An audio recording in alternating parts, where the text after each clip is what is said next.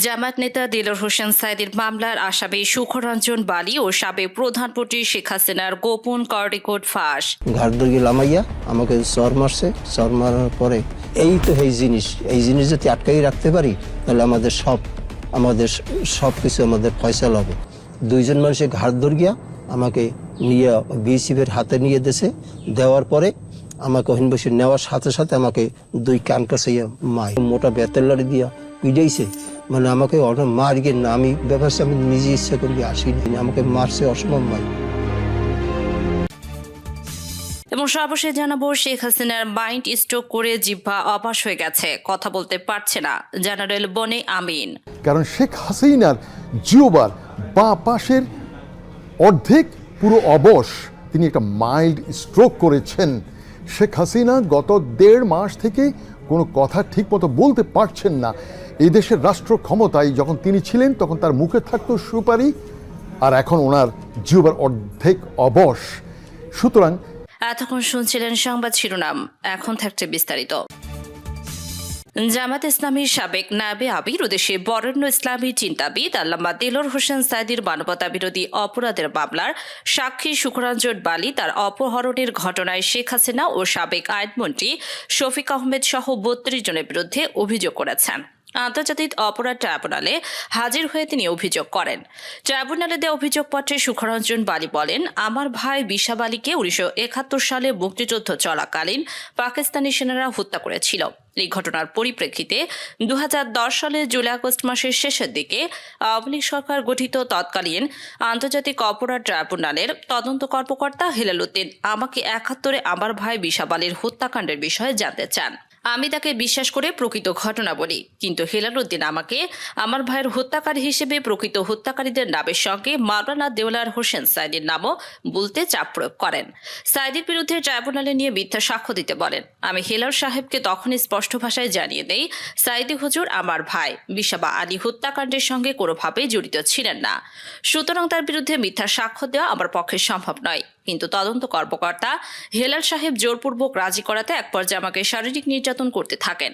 এরপর হেলাল উদ্দিন আমাকে মিথ্যা সাক্ষ্য দিতে রাজি করাতে আওয়ামী লীগের স্থানীয় এমপি AKM আব্দুল আওয়াল, পৌর মেয়র হাবিবুর রহমান মালিককে ডেকে আনেন। তারা আখতারুজ্জামান জুলু ও কানাইলা বিশ্বাসের নেতৃত্বে সাইদুল্লাহ লিটন, রেজাউল করিম শিকদার মন্টু, মিজানুর রহমান তালুকদার, রাজাসহ ছাত্রলীগ যুবলীগের আরও কিছু লোককে তখন পিরোজপুরের রাজশ্রী স্কুলে হাজির করে। তারা সেখানে উপস্থিত হয়ে আমাকে নানা রকম চাপ ও ক্রমাগত হুমকি দিতে থাকে।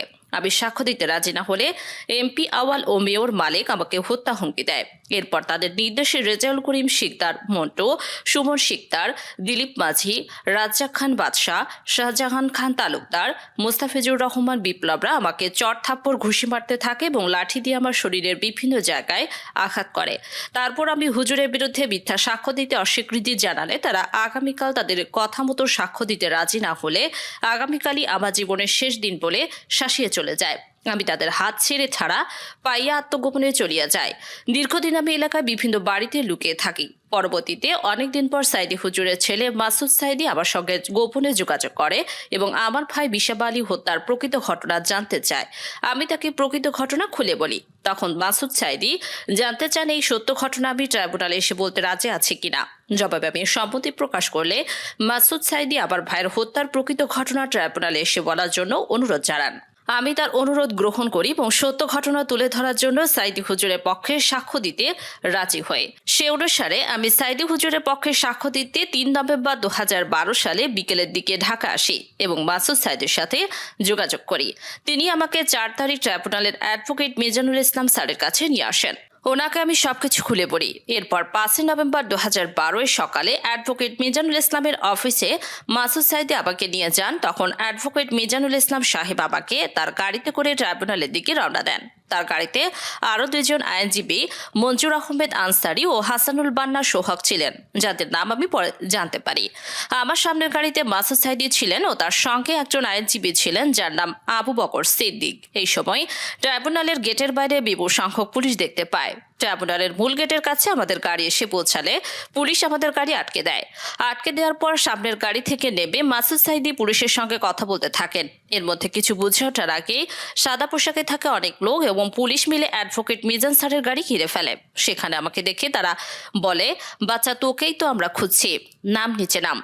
এই কথা বলে একজন পুলিশ আবার কানের নিচে প্রচন্ড জোরে থাপ্পড় মারে। এরপর আমার শার্টের কলার ধরে আমাকে মারতে মারতে জোরপূর্বক গাড়ি থেকে নামিয়ে একটি সাদা রঙের পুলিশ পিকআপে তুলে দেয়।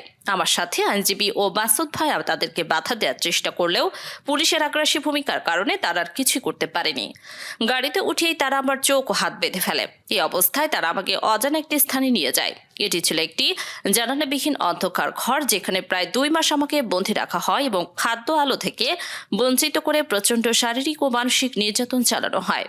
পরবর্তীতে আমাকে আরেকটি কক্ষে নিয়ে যাওয়া হয়, যেখানে ক্যামেরা ও আলো ছিল, যেখানে সাইদি হুজুরের বিরুদ্ধে জোরপূর্বক স্বীকারোক্তি আদায় করতে চাওয়া হয়। আমি স্পষ্টভাবে জানিয়ে দিই যে আমার ভাইয়ের হত্যার সঙ্গে সাইদি হুজুরের কোনো সংশ্লিষ্টতা নেই এবং আমি প্রকৃত হত্যাকারীদের চিনি এবং তাদের বিরুদ্ধে সাক্ষ্য দিতে প্রস্তুত আছি। কিন্তু আমি তাদের কথা মতো সাইদ হুজুরের বিরুদ্ধে মিথ্যা সাক্ষ্য দিতে রাজি না হওয়ায় তারা আমাকে দিনের পর দিন বৈদ্যুতিক শক, শারীরিক নির্যাতন করতে থাকে। আমার শরীরের এমন কোনো জায়গা নেই যেখানে তারা বৈদ্যুতিক শক দেয়নি। এরপর তারা আমাকে কোটি টাকা ও একটি বাড়ি দেওয়ার প্রলোভনের মাধ্যমে আবার মনোবল ভেঙে দেওয়ার চেষ্টা করে। কিন্তু আমি তাতেও রাজি না হওয়ায় আমাকে প্রায় 2 মাস ওই গোপন জায়গায় আটকে রেখে নির্যাতন করে। তাদের চরম নির্যাতনের মুখে আমি অসুস্থ অজ্ঞান হয়ে পড়লে আমাকে বিভিন্ন সময় হাসপাতালে নিয়ে জরুরি ভিত্তিতে চিকিৎসা দেওয়া হতো। আমার জ্ঞান ফিরে এলে আবার তারা আমাকে ওই গোপন স্থানে নিয়ে যেত। নিয়ে গিয়ে আবারও পূর্বের ন্যায় তারা আবার ওপর শারীরিক নির্যাতন চালাতো। এভাবে নির্যাতন চালানোর মাঝে একদিন আমার চোখ বেঁধে একটি গাড়িতে তোলা হয় এবং কয়েক ঘন্টার দীর্ঘ যাত্রার পর যখন গাড়ি থামে তখন আমি বাথরুমে যাওয়ার কথা বললে তারা আবার চোখ খুলে দেয়। তখন দেখতে পাই আমাকে সীমান্ত এলাকায় আনা হয়েছে। সেখান থেকে বিজিবির সহায়তা আমাকে ভারতের পশ্চিমবঙ্গের উত্তর 24 পরগনায় স্বরূপনগর থানার বৈকারি বাজারের সীমান্তে বিএসএফ এর হাতে তুলে দেওয়া হয়। বিএসএফ আমাকে কোনো প্রশ্ন ছাড়াই নির্বাকভাবে মারধর করে, আমাকে হাত বেঁধে নির্যাতন করে। পরে তারা আমাকে বসিরহাট নিয়ে যায়। বসিরহাট সাব জেলে 22 দিন রাখার পর সেখান থেকে দমদম কেন্দ্রীয় কারাগারে পাঠানো হয় এবং সেখানে আমাকে মোট 5 বছর আটকে রাখে। পরে জানতে পারি দমদম কেন্দ্রীয় কারাগার আমার থাকার বিষয়টি মাসুদ সাইদি জানতে পারেন এবং আমার ছেলেকে ভারতে পাঠিয়ে বিষয়টি নিশ্চিত হন। এরপর তারই উদ্যোগে এবং মানবাধিকার সংস্থা ও ভারতীয় সুপ্রিম কোর্টের সহায়তায় আমি কারাগার থেকে মুক্ত হতে সক্ষম হই। কারাগারে থাকার সময় বিভিন্ন আন্তর্জাতিক মানবাধিকার সংস্থা আমার সঙ্গে কারাগারে সাক্ষাৎ করে এবং আমার নির্যাতনের বিবরণ নথিভুক্ত করে। দেশে ফিরে এলেও আমি পিরোজপুরের নিজ গ্রামে নিরাপত্তার কারণে যেতে পারিনি, বরং আত্মগোপনের নিজ জেলার বাইরে অবস্থান করি। আমি আমার ছেলে মেয়ের মাধ্যমে কারাগার থেকে মুক্ত হওয়ার পর জানতে পারি যে আন্তর্জাতিক অপরাধ ট্রাইব্যুনালের গেট থেকে আমাকে অপহরণের পর আবার আইনজীবীগণ আওয়ামী লীগের তৎকালীন ট্রাইব্যুনালের বিচারকগণের নিকট তাৎক্ষণিকভাবে আমার অপহরণের বিষয়ে অভিযোগ দায়ের করেছিলেন। কিন্তু ট্রাইব্যুনালের তৎকালীন বিচারকগণ, তৎকালীন চিফ প্রসিকিউটর, শাহবাগ থানার ওসি, রমনা জোনের ডিসি ও অন্যান্য ব্যক্তিদের সঙ্গে আলোচনায় মিলিত হয়ে ষড়যন্ত্রমূলকভাবে সিদ্ধান্ত দেন যে আমাকে ট্রাইব্যুনাল প্রাঙ্গণ থেকে অপহরণ করা হয়নি। অথচ ট্রাইব্যুনাল প্রাঙ্গণে অসংখ্য সিসি ক্যামেরা ছিল। বিশেষ করে আমাকে যেখান থেকে অপহরণ করা হয়েছিল সেই গেটের সামনেই 2টি সিসি ক্যামেরা ছিল। সেই ক্যামেরা দুটি সহ স্থাপিত সিসিটিভি ক্যামেরার পুরো বিষয়টি রেকর্ড হওয়ার কথা। আমার পক্ষের আইনজীবীগণের দাবি সত্ত্বেও ট্রাইব্যুনালের চেয়ারম্যান নিজামুল হক নাসিম সিসি ক্যামেরার ফুটেজ দেখতে বা দেখাতে অস্বীকৃতি জানান। সেটি না করে জনাব নাসিম আমার বিষয়টি নিয়ে আন্তর্জাতিক অপরাধ ট্রাইব্যুনালের অভিযোগ দায়ের করার দায়ে আমার আইনজীবীদের বিরুদ্ধে পাল্টা আদালতের অবমাননার অভিযোগ আনয়ন করেন।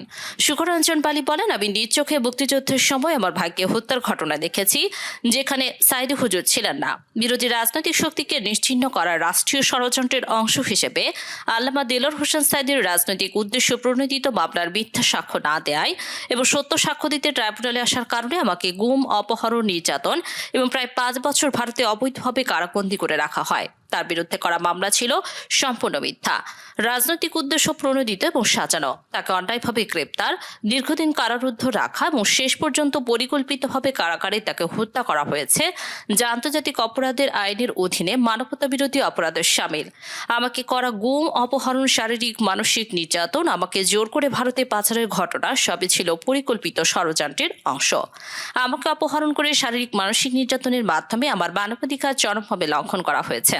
আর এর সবই ছিল একটি বৃহৎ রাজনৈতিক ষড়যন্ত্রের অংশ, যা আন্তর্জাতিক মানবাধিকার ও মানবতা বিরোধী অপরাধ হিসেবে বিবেচ্য।